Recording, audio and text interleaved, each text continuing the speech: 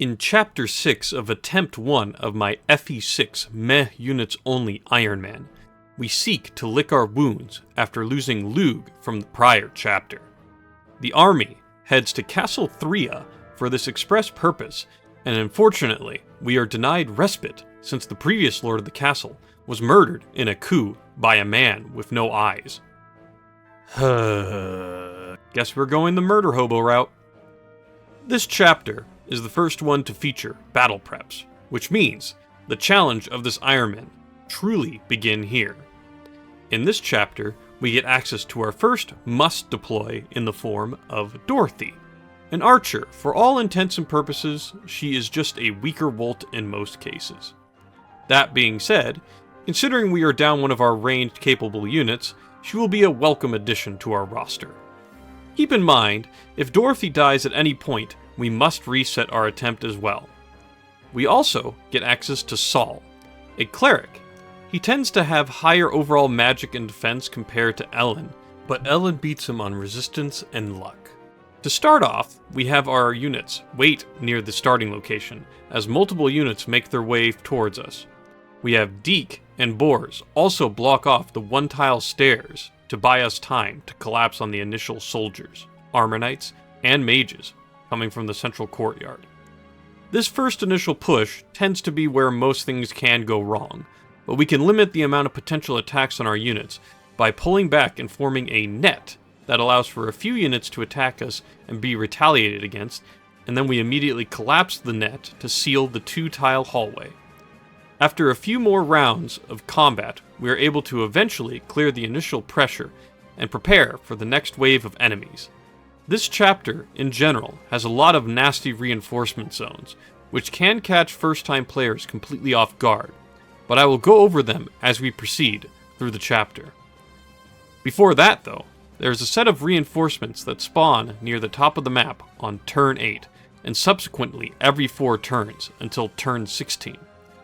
Most of the time, these units will charge straight down the middle of the courtyard, but you can manipulate some of these forces by moving a unit up either to the eastern or western hallways. So the best approach is to do our best impression of the cha-cha slide. We slide a unit up the eastern hallway first, then slide to the western hallway on the next set, albeit slightly delayed, and one more time to the east. This forces the units to be divvied up and much more manageable than taking on all 4 units at once.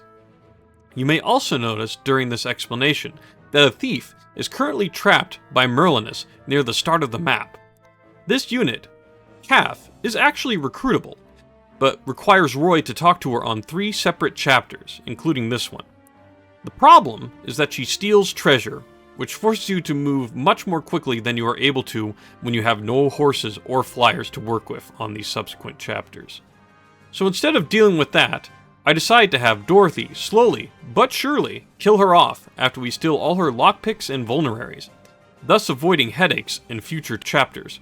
From here, we can have Chad steal all the treasures from the eastern and western rooms, but there are a couple of things to note for the rest of the map. The southeastern and southwestern rooms open into what seems like empty areas, but they actually contain a set of reinforcements that spawn after a couple of turns have passed. I'm not ashamed to say that my first time playing this game had me lose units from this exact setup, so just keep it in mind. Another cheeky feature of the map involves an invisible line that triggers reinforcements from our starting position once all units in your army pass it. The line is just below where the courtyard opens up at the center of the map. Again, as long as your units aren't occupied, you can easily thwart them or just leave Merlinus down there for the rest of the map to avoid it entirely. Lastly, there are the northwest and northeast rooms that have 4 units already spawned when you open the doorway. I use Sue, which is a temporary unit I can use for this chapter, to quickly rescue Chad out of harm's way when he opens the door. From there, it is just a matter of cleaning up the last fragments of enemies, collecting a couple of various treasures, and defeating the eyeless shaman to close out the chapter. Alright, with chapter 6 completed, the chapter I am assuming all of you will think is downright impossible to complete with this run's stipulations is upon us. The infamous Chapter 7, The Rebellion of Ostia. This map features a lot of time-sensitive tasks and a ton of front-loaded units, the most difficult of which are the Wyvern Riders introduced in this chapter, and awkwardly positioned cavalry that can flood the middle of the map if you aren't careful. With that, we introduce the hero of this chapter, Boars, with 3 javelins and 2 vulneraries. Yep, that's it. He is the answer to my problem. Well, that and manipulating AI quirks. By placing Boars on the furthest northwest starting position, he can shift between these 2 tree lines in 2 turns. Boars will spend pretty much the entire rest of the map on this forest tile, doing his best impression of Senator Armstrong from the hit game Metal Gear Rising: Revengeance, while the rest of my army slinks off to the eastern villages. The reason is simple. The cavalry will see Boars as a closer target and prioritize going to him, causing less forces to pressure the rest of my army. For those that want to do a similar strategy, you must make sure that your Boars has around 8 or 9 speed by this point in the game, which is entirely doable, barring you getting extremely unlucky on speed growths. The reason is that most units that can actually injure Boars have around 11 or 12 speed. The problem for me is that my Boars actually has too much speed and was very unlucky on his strength growths, forcing him to use a ton of javelins each enemy phase without killing anything. But aside from that, if that was truly all that was needed to deal with this chapter, it wouldn't be so infamous. The true challenge comes from having to recruit Zealot on this map. He spawns along with Trek on turn 2 in the northern villages. Zealot, in particular, is a game over condition, as he is required to get access to one of the later Gaiden chapters. It should also be noted that Noah shows up at the beginning of turn 3 near the arena next to Boars. The best strategy I have been able to make use of is to push my units as far east as possible to keep the forces west of Zealot essentially blocking him from escaping towards the enemy army. Why won't you die? Nanomachine, son. And praying that Trek can survive at least 1 turn, as he will go before Zealot and block off the smaller amount of eastern forces. If Trek dies on his first turn, it is very likely Zealot will shoot up north to attack the archers heading this way, since the AI prefers to go for non-retaliatory attacks. If this happens, it is an immediate loss, as we do not have the mobility to chase down Zealot. Luckily for us, Trek does last at least 1 turn, and the northern route gets blocked.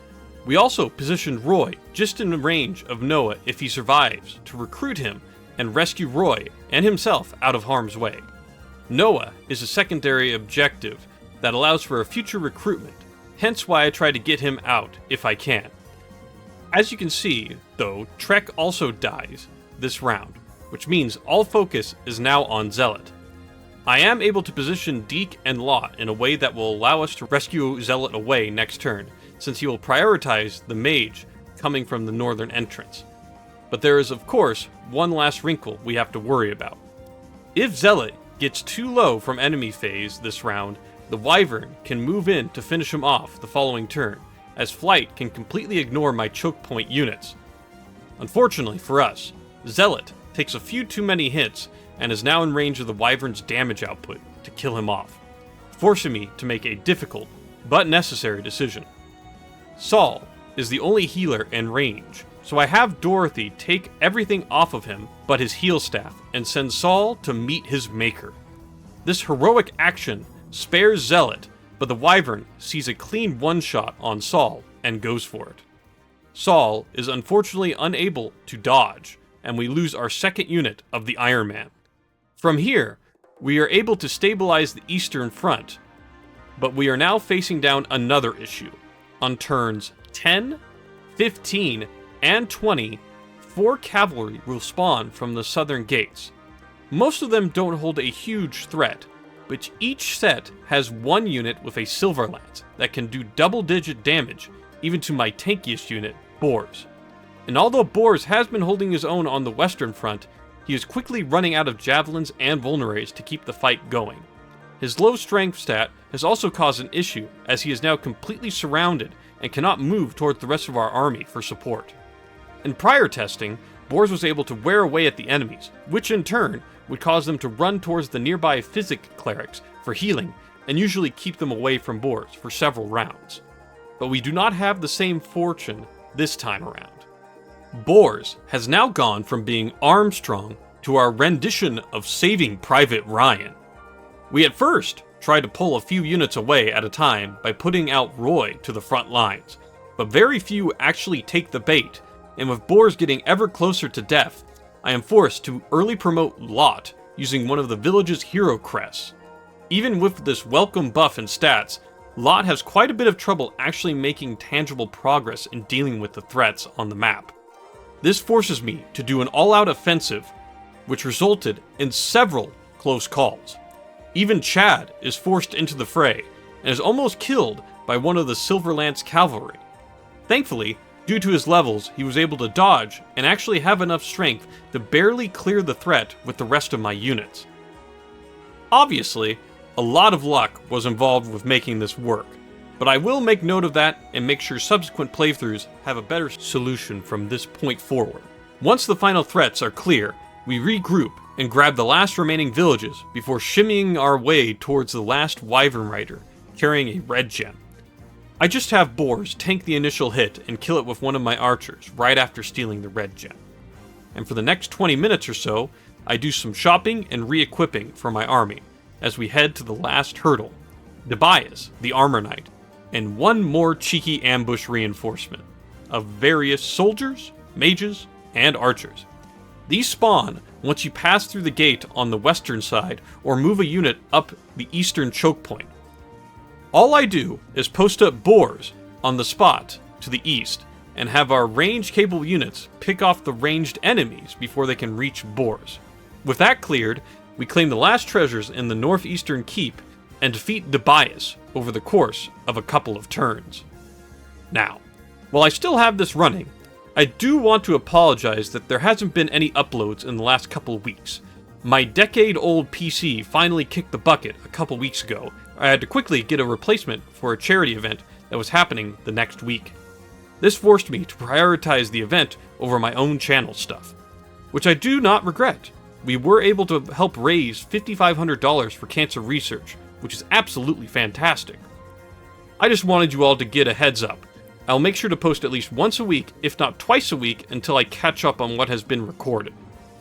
I also wanted to ask you all a question, if you would be so willing to listen. If, perhaps, the attempt ends in the near future, would it be preferable to have short recaps for subsequent attempts before continuing on from where I left off, or would you all prefer a separate playlist of VODs that will be chopped down minimally to keep the pace of a run going? Please, let me know in the comments below. And thank you all once again for watching. Have a nice day.